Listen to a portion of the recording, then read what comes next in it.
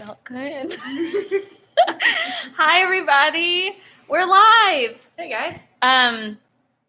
You might ask yourself, there's a customer at the door. You might ask yourself, how are the two of us going to do this live chat when we're the only two people in the store? What is happening? And that's a great question. We're just going to try this. This customer is just watching us through the window. From all angles. Yeah, she's moved around. Okay. So welcome everybody. I'm gonna just type something in the chat to make sure you guys can interact there. If you have questions, pull them up. First of all, we are so grateful to all of you for purchasing Reader Retreat in a Bag. We were really bummed to have to cancel Reader Retreat. And of course now we obviously know that was the right thing to do, and we understood having to do it, but it was still sad to do. And so doing these Reader Retreat in a Bags was a great way to both maybe let people all over the country have some fun with Reader Retreat, but it was also a way to continue to support Lindsay, who designed the tote bags at Pen and Paint, and a way for you to support the bookshelf from far away. So we are so grateful. We may do these again. We have a couple of bags left. Maybe we were worried we were going to run out. So anyway, stay tuned. We may do these again. Hi, Carrie from Canada. Yeah, you guys tell us where you're from so we can know who we're talking to. I do have a funny story, and then we're going to launch. This is going to be about 30 minutes plus Q&A. I just wanted to tell you that Jordan, I told Olivia this already, Jordan was working on putting all of your email addresses in our spreadsheet this week, because Olivia and I have been very busy during the day with online orders, which is great. And he knew that Olivia and I had been stressed and overwhelmed, and all of this is very overwhelming. I'm sure all of you at home are also overwhelmed and anxious. And Jordan was going through all of your email addresses, and he could not believe where you all were from. And so he sat me down on the couch, and he said, I hope you're taking a minute to realize in the middle of all of this how much support the bookshelf has from all over the country. And he was absolutely right. And so thank you guys so much. I have a question. Did you ever see the movie Elizabethtown? I thought you were about to ask me where a city was, and I was like, don't do this to me now. No, I just wondered if Jillian City was the site of Elizabethtown, which was like with Orlando Bloom or somebody. No, I have not. And Olivia's not a movie person. We've discussed this at length. Hi from everywhere. It just looks like so many fun people. So anyway, so many recognizable names. Also, thank you guys for the online orders, because so many of your names are recognizable for book boxes. And that's Elizabethtown, Kentucky. Thank you, Jillian. So anyway, we recognize so many of your names from Treat Your Shelf or shelf subscriptions or book boxes or children's boredom boxes, and hopefully those are making their way to you in the mail. We are turning around orders just as fast as we can do it. So, okay, these are tough times, and we have gotten a lot of requests via DM or email about book recommendations, and instead of doing maybe a traditional podcast episode, we thought this would be a good way to try doing these virtual book talks, which we may do more of the longer we are all quarantined and the longer the bookshelf has to get creative. And look, the bookshelf, we love getting creative, so this may be something we do post-corona as well. But we thought this would be a good way to test it, and to test it with you all who are some of our most loyal long-distance patrons and customers. So we thought we'd dive right in.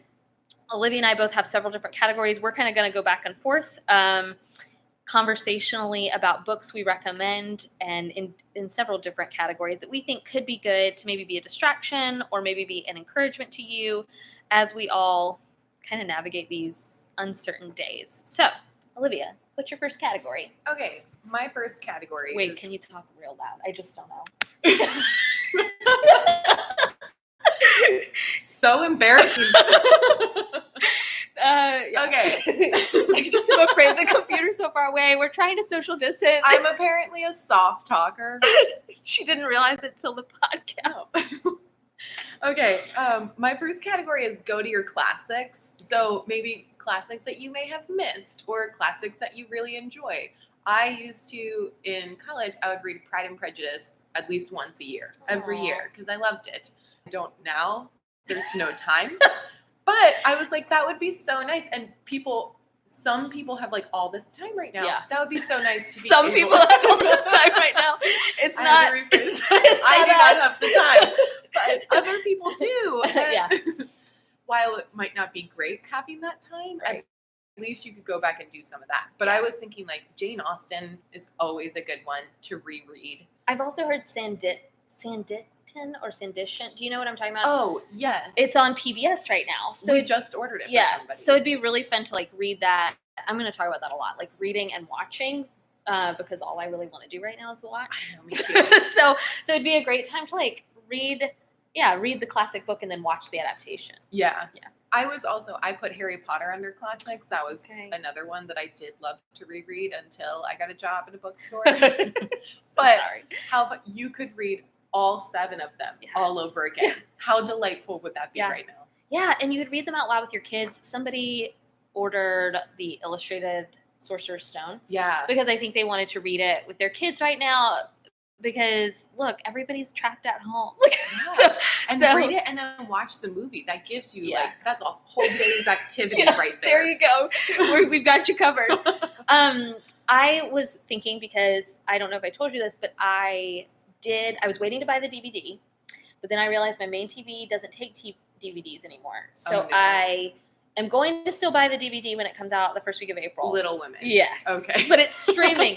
And I bought it this weekend. And The DVD. No, the DVD isn't out yet. It's only out on streaming. I firmly believe in owning your content. So owning your physical content is so important. It's the hill I will die on. So we streamed it, if that's the past tense of stream. But I was thinking, we streamed it. And Jordan got to watch it. He loved it. I was pleasantly, Oh, that's I wasn't good. surprised, but he really did think it was excellent. And I think now would be a fun time to either reread Little Women, Yeah. read it if you've never read it before, read it out loud to your kid chapter by chapter, or even now's the time, like I read Little Men, but I didn't go past Little Men. Like I think there's another one and I did not read it. And so I think it'd be fun, like Olivia, if I had the time. I think now would be really fun to read those classics. Now would be a fun time for me also to plug that Hunter and I are reading Anna Karenina for the first time, and we're on part 3. If you are a patron of From the Front Porch, we are recapping each part of Anna Karenina. So we've done parts 1 and 2. Have you ever read that book? No. It's excellent. I mean, no, of course it is. Like, My mom is currently reading it along with you guys. oh, thanks, Patty. Yeah, she's good that way. But she's really enjoying it. Okay, I really am liking it. It's the first time I've read it. So I got a lot of drama, got some hot goss. Anyway, so it's been really fun to read. Okay, any other classics on your list, or was that? The Brontes, they are my favorite of all the classics. I've never read They're so good. any of them. So sorry. My absolute favorite is The Tenant at Wildfell Hall. It's a lesser known one. I think it's Emily Bronte, but Okay. it's so well done. And it's this guy writing a letter to his friend about how he courted this widower. Oh, okay. So good. That sounds delightful.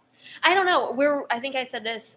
We did literary lunch break earlier today, and Jordan and I are watching Poldark for the first time. It's set post-Revolutionary War. And I feel like now I could get into just some Nice. Jane Austen or Bronte right Oh, now. for like, I sure. feel like I'm in the zone. I'm always just like, I'll read like Pride and Prejudice or like Emma or Sense and Sensibility. Oh, Yeah. another good one. Yeah. And then I just want to be in a big house in the middle of a hill just for forever. Wuthering Heights. That's accurate, by the way. Like, when I went to London. Wait, what? When I went to London, it's just beautiful rolling hills. I know, that's what I want. It's true. Yeah. That'd be so nice, especially right now while quarantined. Yes. And then no one's near you. Yeah, that's right. You can easily social distance. Yeah. Okay, my next category, or my first category, is essay collections. The reason I'm recommending this is because I feel like I'm having a hard time concentrating right now. That might not be true for everyone, but I am having a hard time reading all the things. And so the idea of an essay collection that you can pick up or put down that maybe is funny or bittersweet, I think would be really great. Part of the reason I'm recommending this is because I read Untamed this weekend on the recommendation of a customer, and I loved it and blew right through it. Like I read the whole thing pretty much in 2 sittings, because the chapters were short. That to me is, I don't know, Key short sometimes. chapters. Yeah, I just need that right now. And so these kind of long, beautifully done literary fiction books are not cutting it for me right now. I need short chapters, compulsively readable. So here are some essay collections I think you guys might like if you have not read them already. Here for It, which I've recommended. It's delightful. I also think it'd make a great audiobook if you prefer to do audiobooks. And Libro FM is doing some really great deals right now to support indie bookstores. Here for It is by R. Eric Thomas. He is a columnist for Elle magazine. But very funny. And one minute I was truly laughing out loud in my living room. He said a line. I don't know if I texted Hunter immediately because he said the Tia and temerity of it all. Tia and Tamara. I nearly died. I thought it was so great. It was just like sneaked in there too. He didn't clarify the reference. He just, oh, I loved it. I was like, oh, I got you.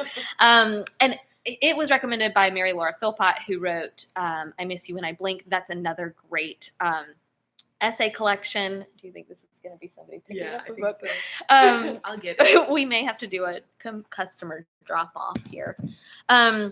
Okay, then the Moth essay collections. I've recommended these before on the podcast because I thought they made great holiday reading. And some of my friends, when they have been wrapping up their pregnancies, have really liked these because, again, they're standalone essays, different authors contributing. Can't tell. Yep. Okay. So I would highly recommend those. There are 2 different Moth collections, and they're both beautiful editions. Okay. Next, I would recommend Shauna Niequist's Bittersweet and let's see, what else? Bittersweet and There we go. Thank you so much. Sorry. Have a good one. We're doing a curbside pickup. Sorry, guys. I got distracted. I couldn't help it. Okay, so Shauna Niequist has some great essay collections too. Bittersweet, Cold Tangerines, and Bread and Wine. And I love all 3. She is a Christian author, but I do not think her books are overtly religious. They are hopeful and inspirational, which I think we all kind of need right now. And very pick up and put downable. And bonus, Bread and Wine has essays at the, has recipes at the end of every chapter. And if I had time on my hands, which I don't know that everybody really does, but if I did, I would like to be baking. That sounds like a fun way. That sounds like a fun thing to be doing right now. So Shauna Niequist, her 3 essay collections, Untamed by Glennon Doyle, A Homemade Life by Molly Weisenberg. That's in the same vein as the Shauna Niequist. Those essays also end each chapter with a recipe. The Moth collections, I Miss You When I Blink, Here for It. And last but not least, in the Bossy Pants realm, I've mentioned this book many times before, but I stand by it. It is hilarious. You'll Grow Out of It. Laugh out loud funny to me. Also, Hey Ladies. I'm going to throw that one in there too. Okay, so those essay collections. Hey Ladies isn't quite essay collection, but it's oral history, so it's fun. Or oral kind of epistolary novels, like texts and emails back and forth. Okay, what's your Ellen next? DeGeneres also has a book. I don't know if you read it. I have not. It is so good. If you Okay. love like Ellen's stand-up or just listening to her talk, she's just a funny talker. I bet that'd be a fun audiobook too. I wonder if she did it. Oh, I bet it's so good. Yeah. But she has one chapter, the title of it is The Secret to Life, and the only thing in the chapter is just kale. Okay, maybe I should read that. It's really That good. sounds delightful. Okay, I actually feel like our second categories are They're the same. overlap. But childhood favorites, ones you might have missed, or like classics, ones you would want to go back and reread. Yes. We both put From the Mixed Up Files of Mrs. Basley Frankweiler. Oh, so good. It's so good. Jordan and I just read it aloud last year, Yeah. 2019 maybe, because he had never read it, and getting to read it as an adult, and I don't know if I would have. I don't know what even possessed me to pick it up because. I don't know, we talk about this all the time. Like, we're reading so much in store and for the store that it's hard to go back and revisit old favorites. But that one holds up. It's so good. I bet it does. Yeah. That made me want to go to the museum Yeah. overnight Yeah. in those fancy rooms. It's so much better than the movie Night at the Museum. That's a good movie. It is, but it's better. Mrs. Basley Frankweiler is better, though. Okay. That book it's better than that movie. But that's another kids movie night you could do. Yeah. You could read, Oh, right? Yeah. Somebody loan me their kid. Here. I've got all kinds of ideas.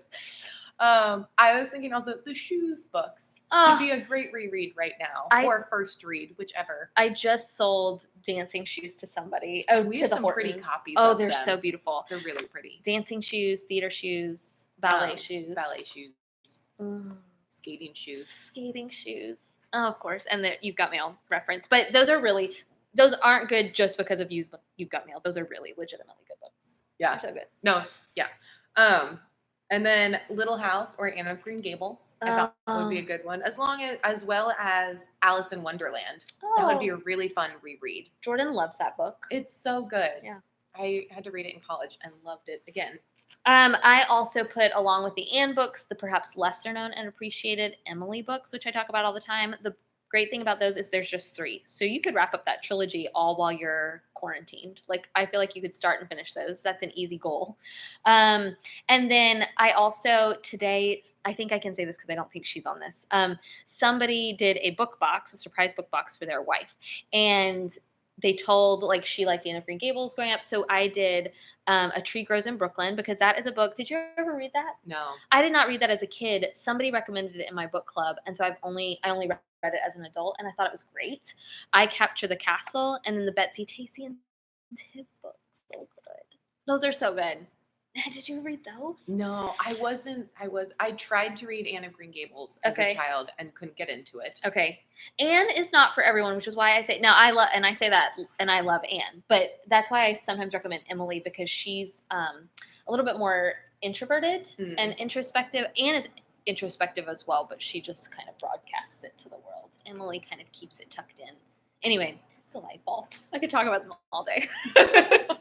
I put Harry Potter in this category as well. Yeah. Because I think one of the tragedies of the book selling life is that I've never really reread these. Like, I think I've reread the first 3 a couple of times. That is hard. But I've never... You catch so much more when you're older. Yeah, I bet. So I'd like to reread them too. That's another great audiobook. I've heard those are awesome audiobooks. All right, what's your third category? My next one is dive in and start prepping. This is Olivia in a nutshell. Let's do this, everybody. We're gonna do it. Let's do it real. My first one, and I loved this book, A Boy and His Dog at the End of the World. Don't ask me if the dog dies. It's not about the dog. This is about what we're leaving behind and the state of humanity as it continues. It was so well done, and it was so good. It was very similar to The Road by Cormac McCarthy. Okay. I don't think it was as tragic as that one. I have not read that.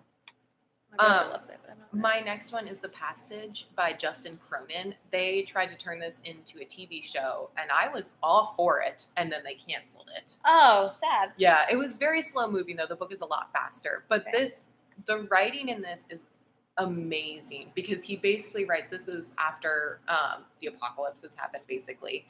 And the only settlement that's left is this little settlement in California. Okay. And it starts out as like, this is like their Bible of beginning. Okay. Again. Okay. And so you kind of see like where they are technology wise, safety wise, health wise, and all those. And like the military has just completely crumbled. Government has completely crumbled. So they're rebuilding everything. So it totally reinvents this society. Vampires in it. And by mature, I mean not just like blood-sucking vampires. Like they don't want to call them that because that demeans them. They call them virals. They've progressed. Yes. Yeah. Okay. They're more advanced than just vampires. Okay. Next one is Severance by Ling Ma. I didn't actually read this, but I remember when it came out because the both of us looked at the cover like, oh, that looks good. Yeah. It's just pink, but it looks like this old torn book. Yeah. Yeah. This is about a viral contagion that goes around. I know, timely. But hey, if you want to know. Well, and I was going to say, there are people right now. Yeah. We talked about the woman who came in the shop and spent like $200 on just post-apocalyptic literature. Then we've gotten several special orders of books about the Spanish flu and the Great Influenza. So some people, this is what they're reading right now. Yeah. And no judgment. Do what you got to do. Yeah. okay. I'm okay with it. Yeah. The next one is The Last by Hannah Jameson, I want to say, but this is actually about nuclear war kind of ending our world instead. It was really well done. It's also kind of a murder mystery that takes place in Switzerland, where this guy finds a body and then tries to figure it out as the world is basically ending. Okay. It was really well done. I've always wondered what would happen as the world was ending to crime. Would people just So that's why reading these books like these can be fun. Yeah. Is because then you're just like, what would happen Yeah. if? Yes. And you know what? Probably they're not going to go the way the books are saying. Because you truly never know with human people. You really don't. It could go any direction. Yeah, I truly feel like we're gonna bounce back from this, and everyone's gonna be like, move to New York. Yeah. I want to interject and put Station 11. Yeah. Which I will say, some customers have come back and said, don't read that right now. And again, it just depends on where your head's at. But Station 11, and I think The Dreamers. And did you see a customer, Vanessa, sent me an email that said Karen Thompson Walker was just interviewed for like the New York Times or something about The Dreamers. Oh, I did see that. She also sent it to me. Okay. I didn't get a chance to read it. I haven't read it yet either, but I'd be really curious because it is kind of eerily similar. Because in The Dreamers, it is people falling asleep, but they're not dying. Like they're not dead. They're just, but they don't know when they're going to wake up. And it's this it starts in this small town, like this small college town. It's very contagious. Anyway, I think it'd be very timely to read right now. I also love her other book, Age of Miracles. That'd be good. Yeah. Okay, 2 more. After the Flood by Cassandra Montag, I want to say. I could be getting this wrong. This is more a mother-daughter story. It was for me, but it does take place in a post-apocalyptic world where, and this is the part that I love the most, is that the world had flooded by what they called the 7-year flood or something like that. So water levels were so high that the only land left in sight were the tops of mountains, which is so cool. And a lot of the times they had to be careful when because they would go everywhere by ship. They had to make sure that underneath there weren't peaks from leftover mountains. Yeah. But this is about a mom basically trying to find her other daughter that got taken right as the flood started. Okay. And she's with her younger daughter, and they just go on this epic journey, and it was so heartfelt. It was really good. I think you would like the end we start from. It's super short, and it very much, a flood has just happened, and it hasn't like wiped out the whole world or anything, but it has totally changed people's reality. It's mostly set in Great Britain, if I'm not mistaken, and it's so short. It's so easy to finish. My last one is The Book of M. I don't remember who this is by. I read it like a while ago. You read it a while ago, but did it just come out? Why? I think somebody just ordered paperback. Okay, somebody just ordered it. But this is about people start losing. Okay, and I read it a while ago, so I could get this wrong. People start losing their shadows, and as soon as that happens, they start to slowly not remember who they are anymore. But it focuses on a husband and wife, and the wife loses her shadow, and you kind of see the husband just like grasping for straws, and then she just wanders off, and he goes. That's heartbreaking. It was more of a slow moving post-apocalyptic novel. Definitely wasn't a thriller, but it was really beautifully done.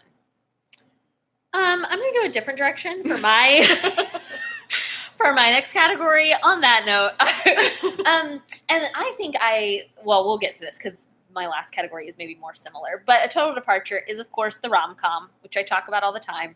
But not all rom-coms are created equal. So I'm here to help you narrow down to which ones I think might work for you. If we're going to go British rom-com, which I do think the British rom-coms have a very different vibe, kind of more Notting Hill. Did you ever see that? Dang it. Kind of more Notting Hill-esque. I just read by Laura Jane Williams, Our Stop. I review it, I think, on the podcast tomorrow. But it was delightful, very much in the same realm as Flat Share. That's another one that would be excellent. The Flat Share is out in hardback. Our Stop is out in paperback. And then, let's see, if we're going quirky small town, almost Hallmark, almost too cheesy, but we're going to go with it. The Late Bloomers Club and The City Baker's Guide to Country Living. City Baker's Guide actually comes first, and then Late Bloomers Club. Like I said, they're almost on the verge there.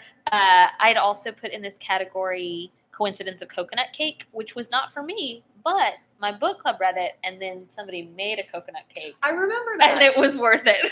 It was so worth it. I wasn't at that, but I remember you telling me about that. Yes, that book is fine. I feel like that's the book that's set in Wisconsin.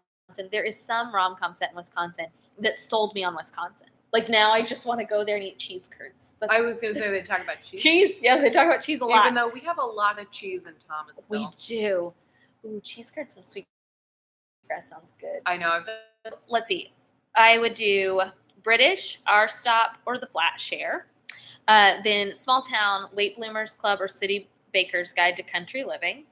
I just read, I don't know if I told you this, I read Carrie Winfrey's new one called Not Like the Movies. Fantastic. So adorable. I loved Waiting for Tom Hanks. Read that one first. And I loved Waiting for Tom Hanks. I forgot the protagonist's name in that book is Annie.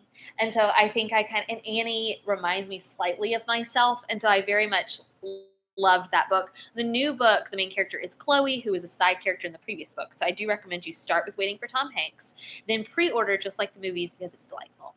And her other YA books I think are supposed to be really great too. I have not read them, but I think I'm all in on Carrie Winfrey now. And I'm not just saying that because she was supposed to be at Reader Retreat. I really like her books a lot. They're very fun. Okay, not just saying that because she was supposed to be at Reader Retreat. Asmund Guillory is great if you prefer maybe some open door romance, maybe some sexy time. That's not that's what Jamie Golden calls it, and I feel like it's the best way. I feel like that's the best way to describe it. They're not for me per se, but they are really fun and well written. I've read them because I interviewed Jasmine for the podcast a few months ago, and I really like them. They're just a little more risque. If maybe that's a better word to use. Then for young adult romance, I love those because they're typically PG. I love anything by Julie Buxbaum, Tell Me Three Things, What to Say Next, When by Jennifer Smith, Field Notes on Love, also by Jennifer Smith. I've heard Red, White, and Royal Blue is fantastic. I did not read it. American Royals most likely isn't rom-com, but it's there is some slight romance. Very fun new young adult novel. Rosie Project, if you're looking for backlists, that's a fun trilogy. Frankly in Love. Oh, Frankly in Love is a good YA. Very large. Rom-droms. Look out, rom-droms. They're coming for you. I would also really like to read, but have not yet, The Hating Game. I heard that was fantastic. I do think that is more PG-13. And Kate read When to Meet You. What is it called? Would like to meet. Like to meet. And then somebody else just ordered. It wasn't a pre-order. They ordered Tweet Cute, which looked adorable. Tweet Cute. So let's see. I think those are my favorite current rom-coms. But to me, right now, that's what I'm in the mood for. That or my last category. But we'll get to that in a second. Yeah, we are very different people. It's fine. It's fine. I'll pass. That's where our Venn diagrams really split. Okay. What's your last category? My next one is escapism. So if you need to escape, which you could do through rom-coms. Yes. But this is how I escape. My first one, hands down, Starless Sea. Everybody, if you want something that's going to keep your attention for a longer time, this is it. It took me a month to get through just because I wanted to savor every single page.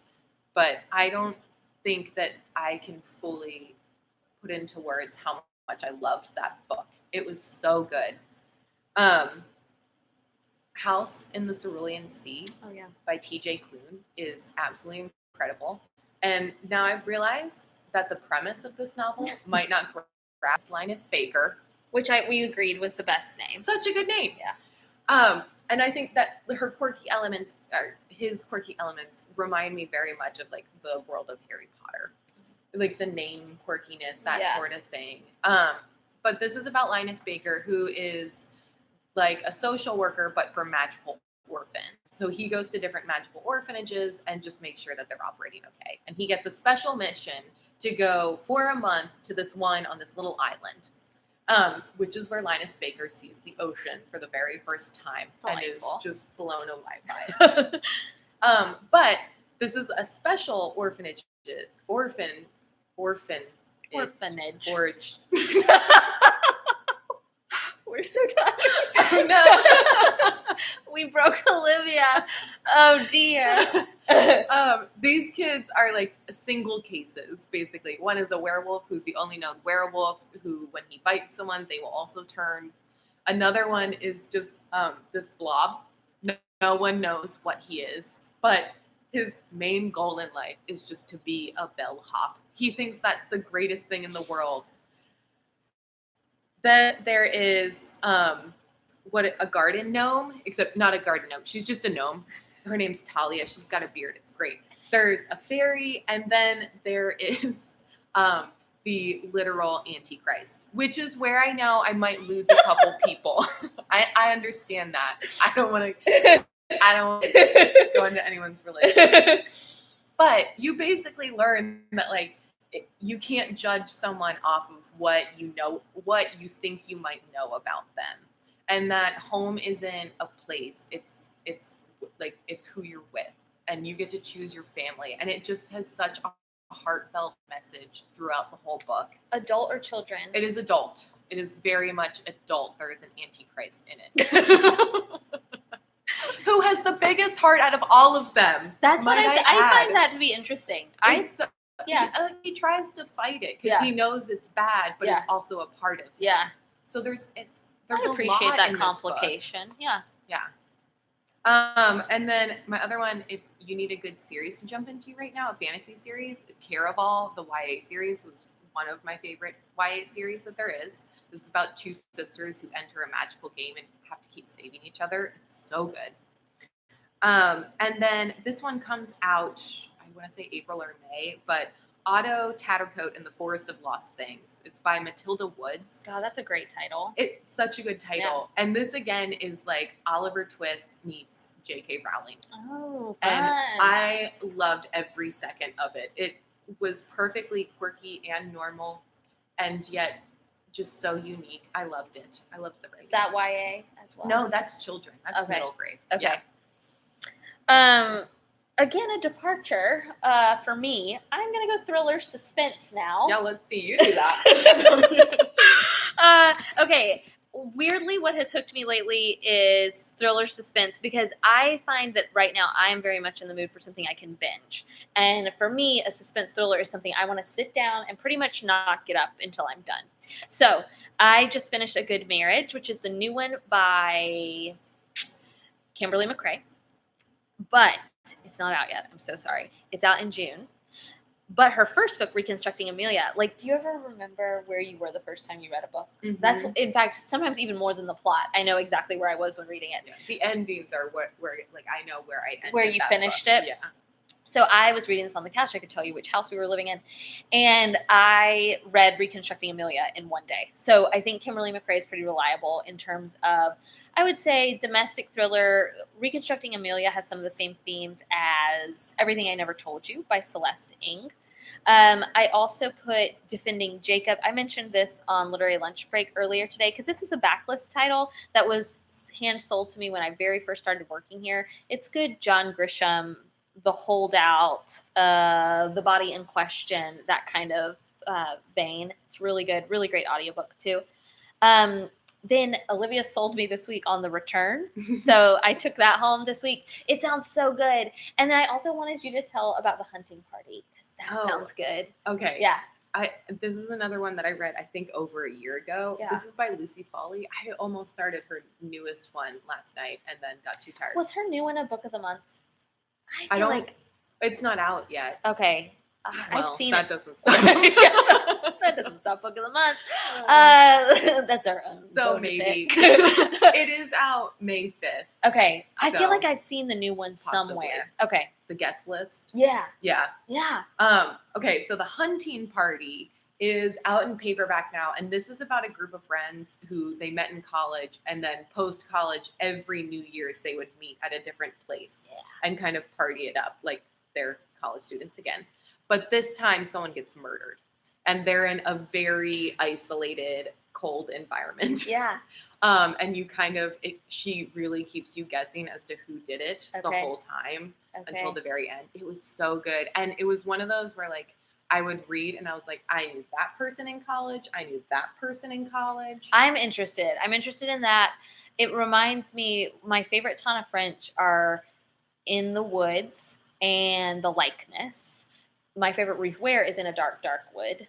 And that kind of seems similar to me.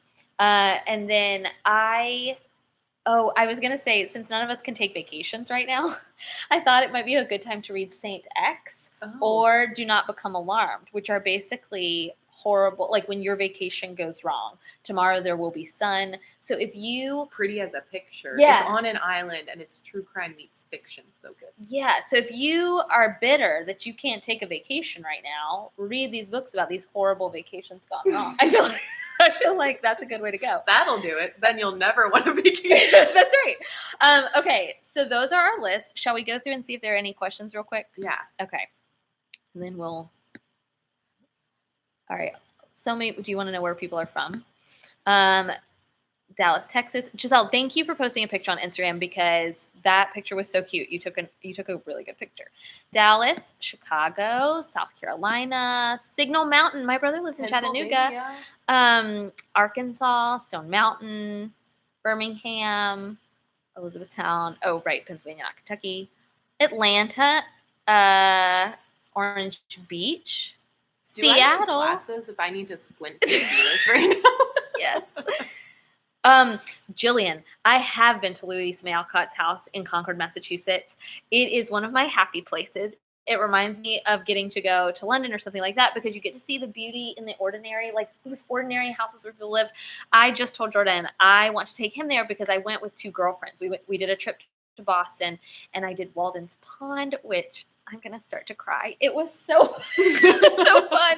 Oh, it was beautiful. It was so beautiful. If I could live anywhere, that's where I would live, Boston or near Boston. Ooh, I've never March. Have you? What?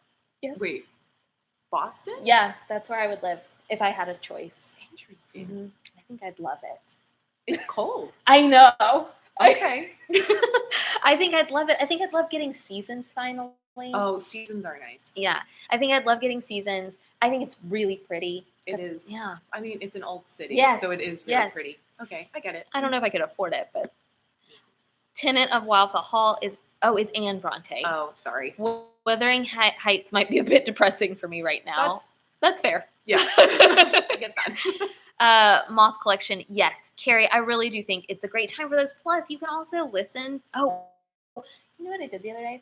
Hunter posted a New York Times article, and it truly was bonkers fascinating. I should send it to you. I think you'd find it really interesting. But the New York Times is doing a new feature where you can listen to the story. Oh, that's nice. Isn't that smart? Anyway, Yeah. I think the Moth, it would be fun to read the stories, but then you could also like do radio show programming. Man, if I had children, what a time we'd be having right now.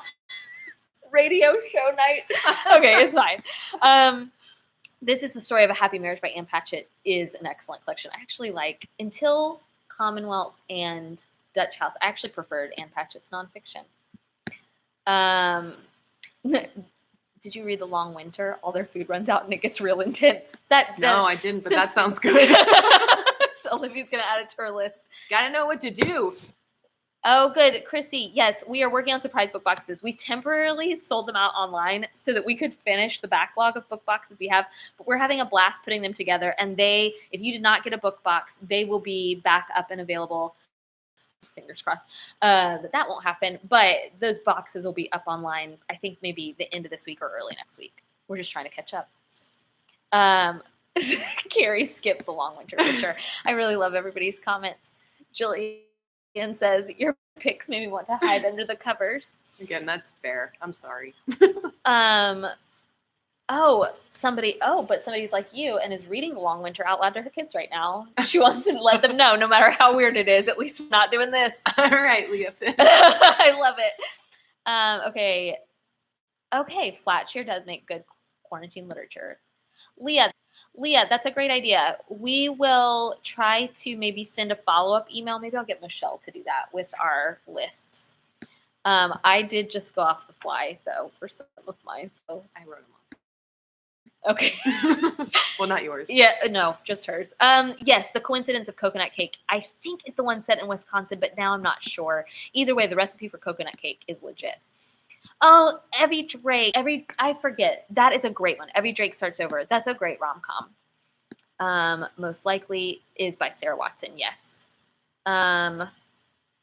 Let's see. It is YA. Okay. I lived in Boston for 10 years. It does. Sorry, we're reading these comments. It does get really dark early in the winter. You do not get spring, just mud season, like in Toot and Puddle. I think it's probably because of I love Cheers, and yeah. I love that Boston accent so much. I really do. Hakaka. Hakika. With the Chris khakis.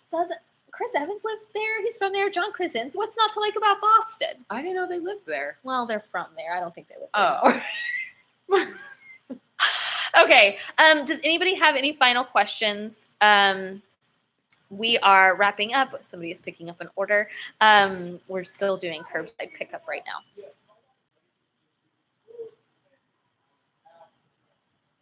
Oh, I bet it's not here. I bet it's in 5 years, her other one. Okay. I bet it's the Rachel from yesterday. So do you guys have any last minute questions about comforting reads? Will you say that she has a refund for $13.90? Oh, yeah. Welcome to Behind the Scenes at Running the Bookshelf. Thank you for your continued support. Thank you for this. I hope this was helpful for you. These are weird times, but books I think really do help. Books and TV shows and connecting like this. I hope even the chat gave you a place to connect and find fellow readers. It's just weird. I think we're all going home. And I told a friend today, I'm super introverted, but even I am starting to find this to be really sad. And so I hope this gave you a way to connect with other readers. I hope it gave you a good list of books. Leah, we will work on getting a list emailed out to you guys of what we talked about today. But if you have any questions, shoot us an email, give us a call. Oh, what's the name of the magical orphanage in House of the Cerulean Sea? What's the name of the orphanage? Maybe. If she says, what was the name of the magical orphanage? It was something weird. I don't remember. But the book is called A House in the Cerulean Sea. Okay. Thank you guys. We loved this. I hope that this was helpful. I hope you get your reader retreat bag if you haven't already. They all shipped out Monday. They were a blast to put together. And just thank you for your continued support for our store. It is making a big difference, and it is helping us have a lot of hope for what might come next. So thank you. Bye. Oh, she just needed the book title. Good.